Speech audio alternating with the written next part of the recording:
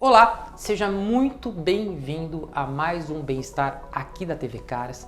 E hoje a gente vai falar sobre um assunto muito importante, sobre uma doença muito conhecida, é uma doença muito globalizada, é uma doença que assusta muito, mas a gente vai falar sobre boas novas em relação a essa doença. Eu tô falando de câncer. Para isso, estou recebendo aqui no estúdio o Dr. William. Dr. William, ele é diretor do Departamento de Hematologia e Oncologia da BP, a Beneficência Portuguesa aqui de São Paulo. Seja muito bem-vindo, Dr. William, ao nosso estúdio. Obrigado pelo convite. Obrigado, senhor.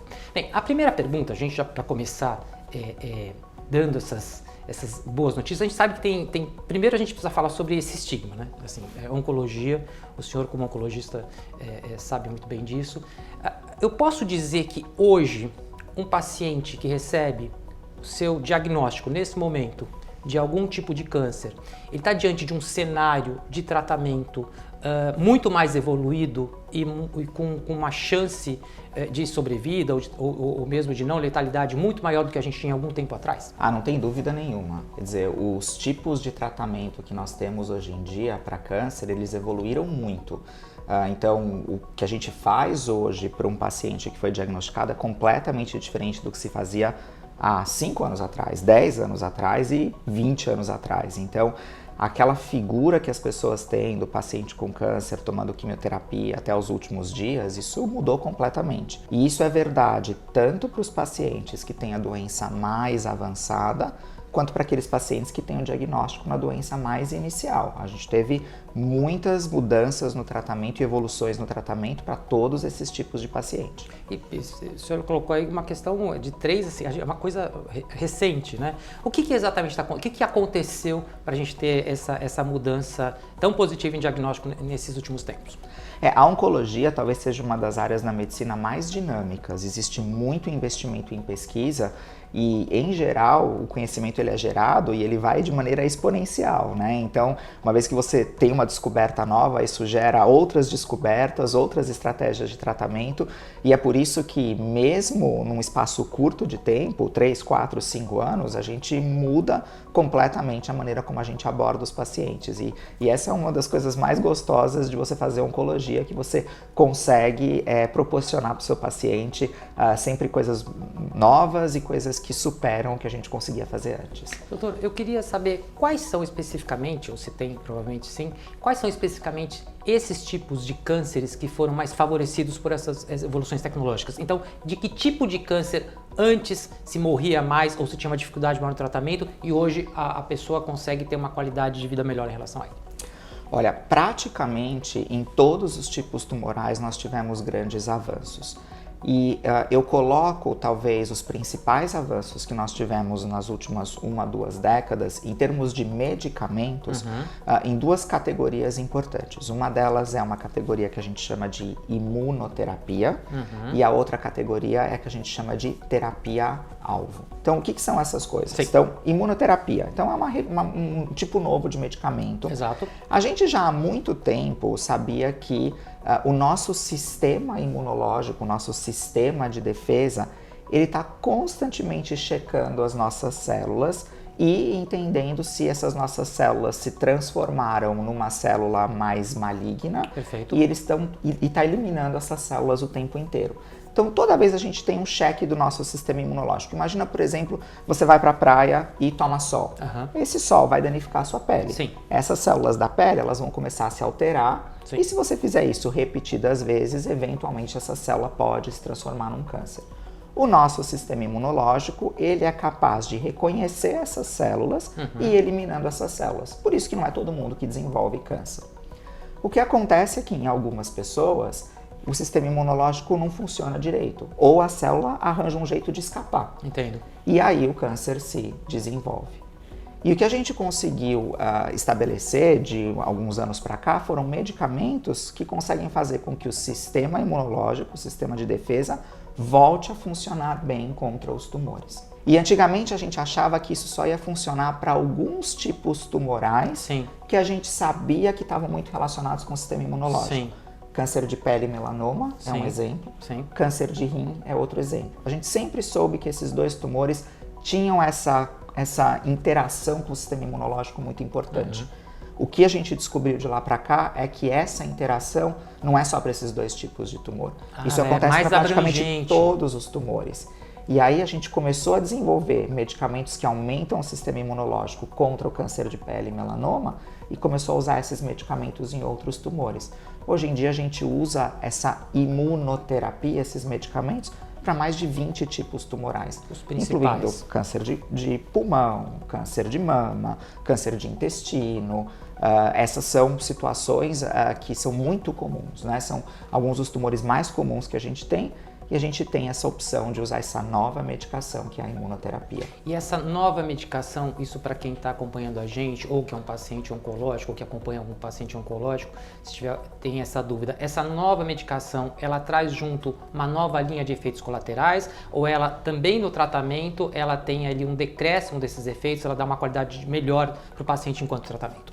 Olha só, em geral, a qualidade de vida dos pacientes que estão recebendo a imunoterapia é muito melhor. Então, como que funciona a imunoterapia? É um remedinho que a gente dá na veia, então em geral não precisa nem internar o paciente. O paciente vai lá no centro de oncologia, coloca um acessozinho na veia, recebe uma medicação, parece um sorinho, entra o sorinho e o paciente vai embora para casa. Entendi. E aí esta medicação vai estimular o sistema de defesa do paciente, o sistema imunológico, e fazer com que o próprio sistema imunológico comece a atacar o tumor. Então, aqueles efeitos colaterais que a gente tinha de quimioterapia, por exemplo, cair cabelo, diarreia, vômito, náusea, a gente praticamente não vê com essas medicações de imunoterapia. Olha, isso é uma tremenda novidade, porque é a primeira coisa, né? Quando a gente pensa num paciente em tratamento oncológico, é sobre os efeitos colaterais. E principalmente em mulheres, né? A questão da vaidade, a gente pensa na questão de queda de cabelo. Eu tive uma amiga recentemente que teve um câncer e ela usou uma espécie de um aparato, uma touca, alguma coisa que evitou a queda de cabelo, mas é um processo natural, que foi o que ela ficou temendo muito. A gente consegue hoje, a gente está num nível hoje de tratamento que a gente já consegue diminuir isso, então. Com certeza. Então, com certeza os efeitos colaterais da imunoterapia são muito melhores, mas acontecem alguns efeitos colaterais diferentes. Então, por exemplo, o seu sistema imunológico, ele fica ativo e ele vai ter que reconhecer o tumor e eliminar o tumor. Às vezes ele fica ativo demais. Então, ao invés de só atacar o tumor, ele começa a atacar órgãos normais do corpo. Então, aí pode inflamar um órgão normal do corpo, pode inflamar o fígado, pode inflamar o rim, pode inflamar o pulmão, qualquer órgão pode acontecer isso.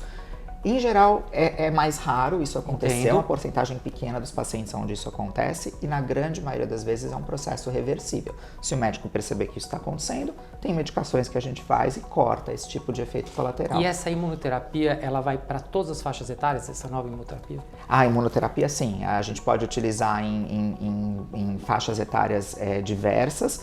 Ela está um pouquinho mais desenvolvida para adultos, porque a gente tem mais casos de câncer em adultos, então é natural que os estudos foram feitos mais em adultos. São mais cânceres de adultos? Isso eu não sabia. Ah, com certeza, né? Porque um dos fatores principais para as pessoas desenvolverem câncer é a idade, né? À medida que você vai vivendo mais, existe uma chance maior das suas células irem eventualmente se transformando em células tumorais. Então a gente teve um desenvolvimento muito maior dessas estratégias para adultos, mas eventualmente elas podem ser utilizadas em alguns casos específicos em crianças também. Agora, essa imunoterapia ou esse novo tratamento oncológico, ele tem a ver também com a personalização de cada paciente? Como que é medido e como é preparado isso em relação? Porque cada paciente, obviamente, tem ali um organismo, né, um metabolismo diferente. Isso é específico para cada paciente?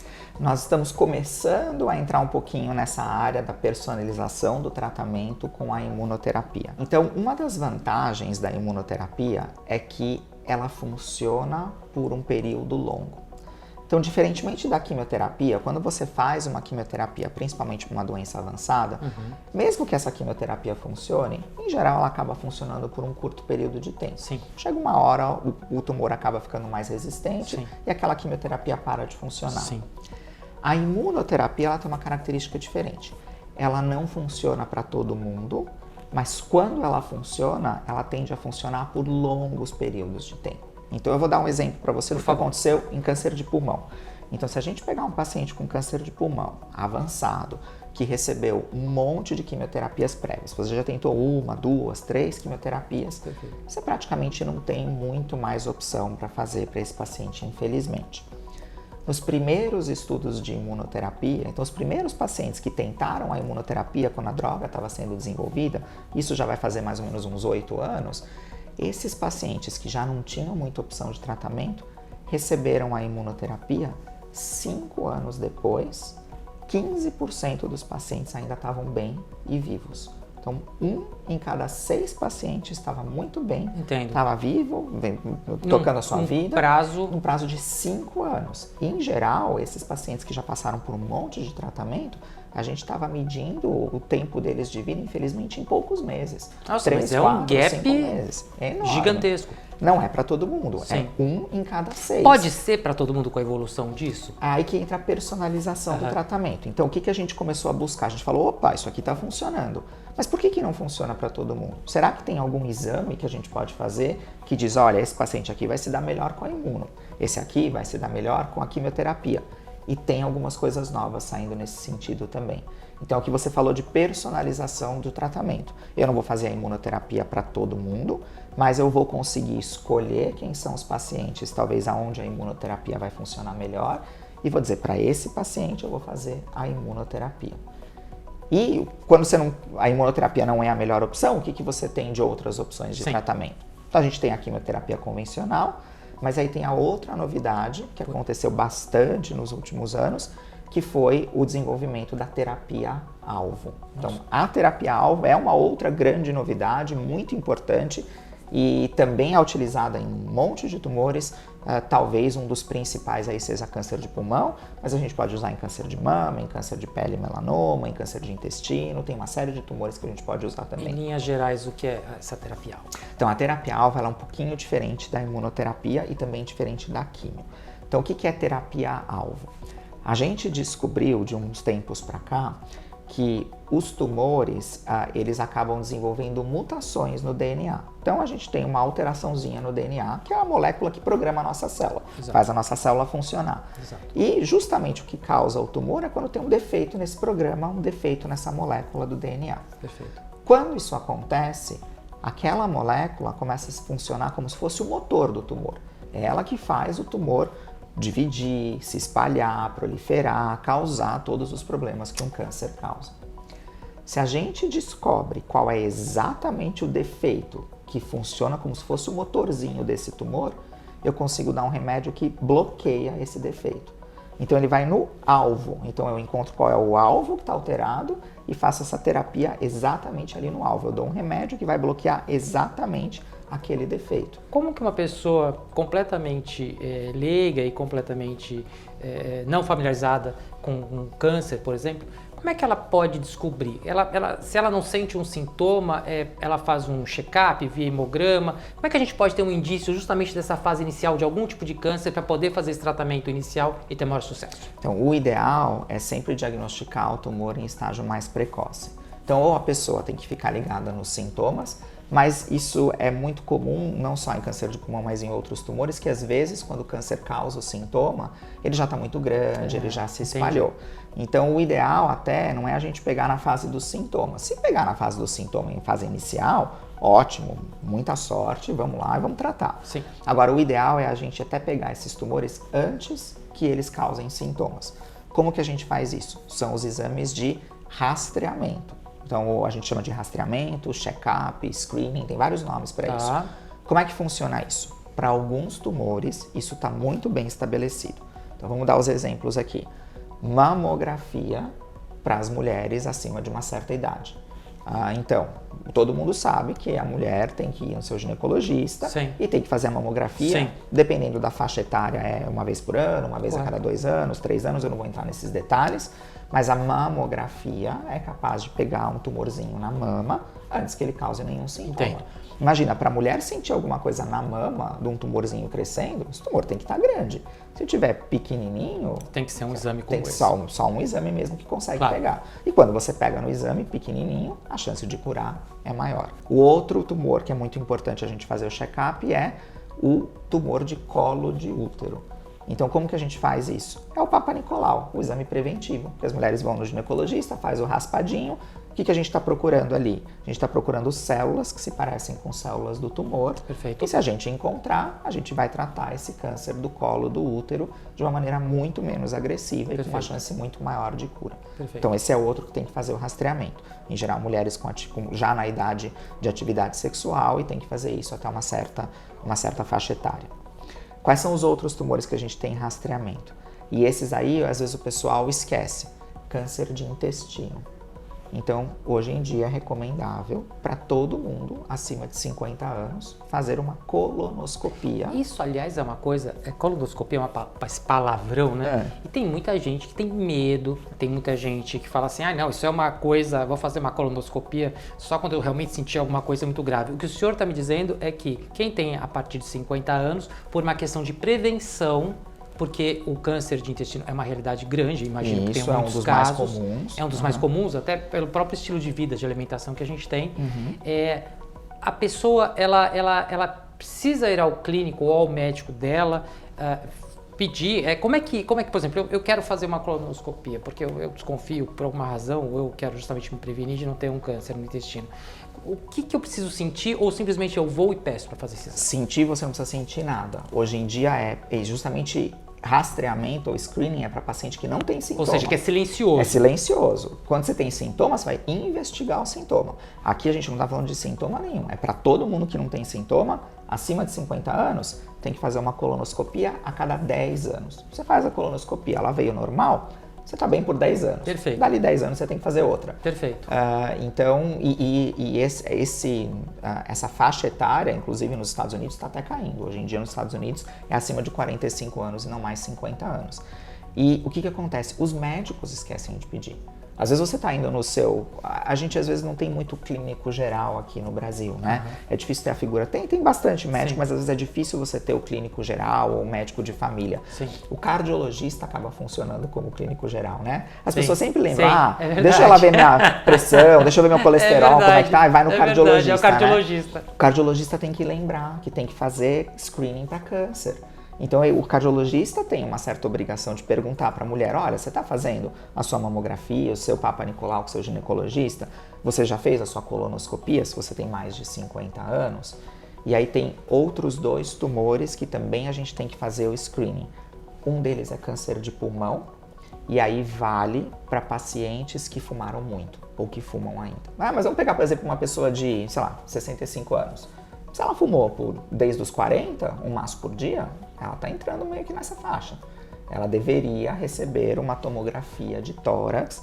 Aí esse é o exame que se faz, não é raio-x, é uma tomografia de baixa dosagem. Então a gente faz uma dose bem pequena de radiação, que é para você não ficar fazendo esses exames com muita radiação por muito tempo. E em geral o que se preconiza é que se faça uma vez por ano. Dependendo, aí tem várias maneiras de você fazer isso. Às vezes você faz uma vez por ano, às vezes é uma vez a cada 2 anos, aí tem vários detalhezinhos que isso é mais para o especialista cuidar, não vale a pena a gente ficar discutindo muito isso aqui.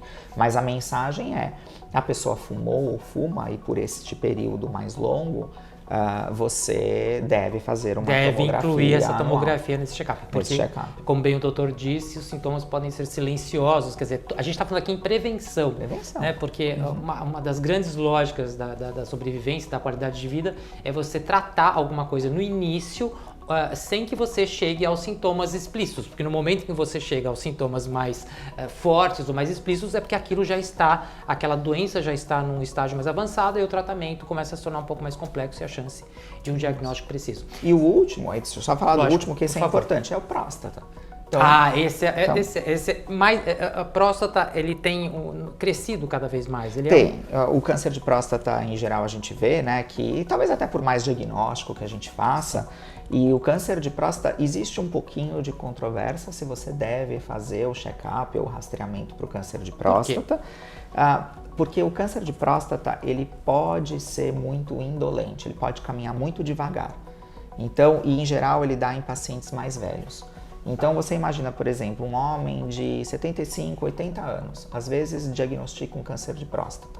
Esse câncer pode caminhar tão devagar que às vezes a pessoa vai falecer de outra coisa. Vai morrer com, mas não dê. E não dê, exatamente. Então por isso que tem um pouquinho de controvérsia, porque às vezes a gente não sabe qual que é o câncer de próstata que vai ser mais agressivo e qual que não vai ser. Hoje já existem alguns tipos de câncer que até então ou tinha uma taxa de mortalidade muito maior e teve uma redução drástica, ou a gente pode ser mais ainda otimista, que é o que a gente quer ser otimista, e dizer que há cânceres que hoje têm uma cura, uma sobrevida muito maior, ou seja, hoje não mata como matava antes. Já há, e quais são? Tem. Isso é importante a gente destacar. E para os principais, eu diria, tá? Então, quais são os cânceres mais comuns? Em geral é mama, pulmão, intestino e próstata. Eu posso dizer que a gente morre menos hoje. As pessoas hoje, se fizerem o diagnóstico direitinho, se tiverem acesso ao tratamento adequado, isso a gente consegue ver muito nos países desenvolvidos. Se a gente começa a olhar a curva de mortalidade, então a gente vê quantas pessoas tiveram o tumor e quantas faleceram desse tumor. Isso vem melhorando para esses tipos tumorais. Ou porque a gente está fazendo o diagnóstico mais precoce, por conta de todos esses exames que a gente comentou, ou porque mesmo em pacientes com tumor avançado a gente está fazendo esses tratamentos mais modernos com resultados melhores. Agora, a gente tem que fazer o diagnóstico e tem que ter acesso ao tratamento, que às vezes é um grande problema, infelizmente, aqui no nosso país. Muita gente não tem acesso para poder fazer esse diagnóstico e às vezes até faz o diagnóstico, mas às vezes não consegue ter acesso ao tratamento, porque está no sistema público de saúde, onde muitas dessas novidades, infelizmente, ainda não chegou. Vão chegando lentamente. São muito caros esses tratamentos. É isso que eu ia falar. A evolução desse tipo de tratamento, inclusive com esse olhar mais globalizado que o senhor deu, a gente pode perceber que à medida em que as pesquisas forem se acentuando e exista não exatamente uma simplificação, mas exista uma acessibilidade maior à pesquisa, a investimento, a gente pode entender que esses tratamentos vão ser barateados e a acessibilidade deles vai se tornar mais comum daqui a um tempo. Olhando daqui para o futuro, a gente pode, olha, a partir desse momento, essas evoluções que hoje estão chegando, vão se tornar mainstream no tratamento, assim, vão se tornar comuns e vai ser o protocolo comum de tratamento? Vão. O que acontece, infelizmente, é que isso está demorando mais do que a gente gostaria. Está demorando. A gente gostaria que o custo desses tratamentos caísse mais rápido, que eles fossem mais difundidos de uma maneira mais rápida. Isso tem demorado um pouco mais do que a gente gostaria, mas é a tendência, sim. Né? Eu acho que é como a gente pensa no computador, né? Antigamente não era todo mundo que tinha computador, hoje em dia, né? Todas as pessoas têm computador, que a tecnologia foi se banalizando, barateando e todo mundo tem ali celular, né? Então antigamente não era todo mundo que tinha celular, hoje em dia tem mais celular do que acho que habitantes no nosso país, né? Foi barateando, né? E a gente espera que isso aconteça com as medicações novas também em medicina, não somente para oncologia, mas para as outras áreas. E a gente espera que isso aconteça com uma velocidade mais rápida, mas ainda está um pouquinho mais devagar do que a gente queria. Com ótimas notícias, eu quero muito agradecer ao Dr. William, diretor médico do Departamento de Oncologia e Hematologia da BP, a Beneficência Portuguesa de São Paulo, que veio hoje conversar com a gente aqui no Bem-Estar para esse tema tão importante que é o câncer e principalmente para trazer mudanças positivas. O doutor disse sobre uma possibilidade de extinguir tipos de câncer, sobre sobrevida, qualidade de vida, tudo isso melhorando. A gente depende obviamente, de investimentos em políticas sanitárias, a gente depende do próprio comportamento das pessoas, mas a gente já está nesse estágio. E eu fico muito feliz que você tenha trazido essas boas notícias. As pessoas, principalmente estão em casa, tem um paciente ou passa por esse processo, vão poder se animar um pouco, porque realmente é o que eu disse, tem que tirar esse estigma de que câncer é igual a mortalidade sempre. Eu que agradeço, muito obrigado pelo espaço e para a gente poder conversar sobre esse assunto tão importante e educar as pessoas em casa para que elas procurem aí melhorar a sua saúde.